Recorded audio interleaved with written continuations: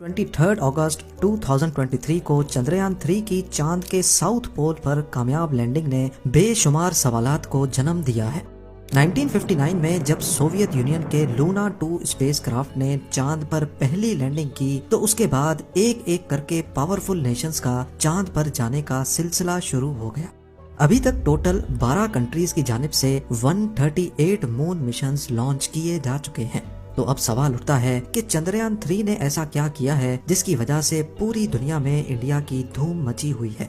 बेशक अभी तक 138 लूनर मिशंस हुए हैं, लेकिन इसरो ने असल में वो कारनामा अंजाम दिया है जिसको आज तक कोई भी नहीं कर पाया। पहली बात तो ये कि इंडिया वो पहली कंट्री है जिसने चांद के साउथ पोल पे कामयाब लैंडिंग की है। साउथ पोल यानी चांद का निचला हिस्सा बेशुमार क्रेटर्स, बड़े बड़े पत्थरों और खतरनाक खाइयों से भरा हुआ है, और क्योंकि यहाँ सूरज ज्यादातर सेट ही नहीं होता, इसी वजह से ये खाइयां और बड़े बड़े क्रेटर्स परमानेंट शेडोज बना देते हैं जहाँ बिल्कुल अंधेरा होता है। और जाहिर है जब लाइट ही नहीं होगी तो यहाँ लैंडिंग कितनी मुश्किल हो पाएगी। इसके अलावा चांद का एटमॉस्फेयर अर्थ की तरह थिक नहीं है। इसका मतलब है कि जिन एरियाज पर सनलाइट पड़ती है वहाँ टेम्परेचर 120 डिग्री सेल्सियस तक पहुँच जाता है, और जहाँ लाइट नहीं पड़ती वहाँ -250 डिग्री सेल्सियस। साउथ पोल पे इन शेडोज में इतनी ठंड होने की वजह से ऐसा माना जाता है कि यहाँ पर वाटर आइस मौजूद है, जो कि साइंटिफिक एतबार से दिलचस्प तो है, लेकिन ये एक्सप्लोरेशन में काफी मुश्किलात भी खड़ी कर सकती है। और जो सबसे बड़ा मसला यहाँ फेस करना पड़ता है वो है कम्युनिकेशन। चांद को देखा जाए तो इसका साउथ पोल अर्थ से ज्यादा दूर भी है और इसका कर्वेचर अर्थ का व्यू भी ब्लॉक कर रहा है। यहाँ लैंडिंग के वक्त रेडियो सिग्नल लॉस्ट होने का खदशा भी रहता है। 7 सितंबर 2019 को चंद्रयान 2 का विक्रम लैंडर चांद के साउथ पोल पे लैंड करने के लिए ऑर्बिटर से अलग होता है। इसमें लगे थ्रस्टर्स का काम लैंडर की स्पीड को कम करना था। सब कुछ प्लान के हिसाब से चल रहा था, लेकिन चांद के सरफेस से सिर्फ 2100 मीटर्स के डिस्टेंस पर विक्रम लैंडर का अर्थ पर मौजूद इसरो की टीम से कांटेक्ट टूट गया। उसके बाद क्या हुआ ये किसी ने देखा तो नहीं, लेकिन एनालिसिस से ये इशारा मिलता है कि Vikram lander fine braking phase के दौरान अपने पाथ से हट गया था और ज्यादा स्पीड से चांद के सरफेस से जाकर टकरा गया। पर इस क्रैश का अभी तक कोई सबूत नहीं मिल सका। चंद्रयान 2 की क्रैश लैंडिंग के बाद 20 अगस्त 2023 को रशियन लूना 25 ने भी साउथ पोल पर लैंड करने की कोशिश की, लेकिन बदकिस्मती से उसका भी कांटेक्ट टूट गया, जिसके बाद उसको क्रैश डिक्लेयर कर दिया गया। तो अब सवाल उठता है कि साउथ पोल अगर स्पेस क्राफ्ट लैंडिंग के लिए इतना डिफिकल्ट है तो फिर यहाँ जाने की जरूरत ही क्या है? इसका सीधा साधा जवाब है फ्यूचर स्पेस मिशंस के लिए अपनी मुश्किलें आसान करना।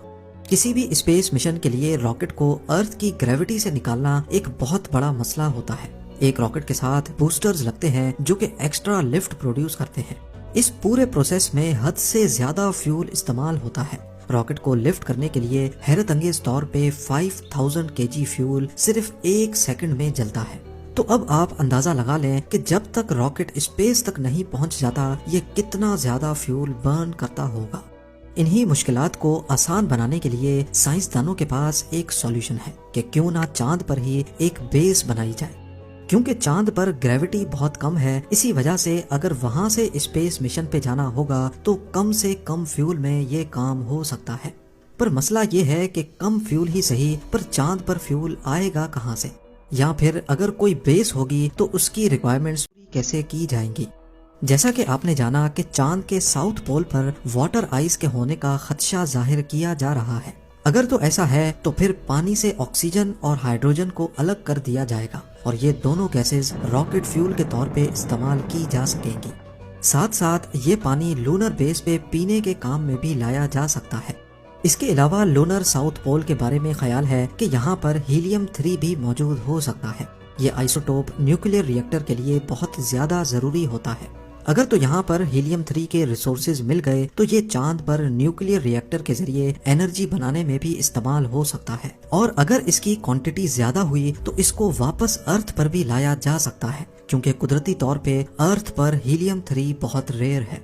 इन्हीं सब साइंटिफिक रिसर्च के लिए तमाम पावरफुल कंट्रीज चांद पर जाना चाहती हैं, जिसमें इंडिया के चंद्रयान 3 ने यहाँ कामयाब लैंडिंग करके हिस्ट्री में अपना नाम दर्ज करवाया है। اور حیرت کی بات تو یہ ہے کہ صرف 3 دن پہلے رشین لونا 25 نے لونر ساؤتھ پول پر کریش کیا ہے، جس پر $200 ملین یعنی 1640 کروڑ روپیوں کی لاگت آئی تھی، اور وہیں چندریان 3 نے رشیا کے مقابلے میں صرف 615 کروڑ روپیوں میں یہ پروجیکٹ کامیابی کے ساتھ پورا کیا۔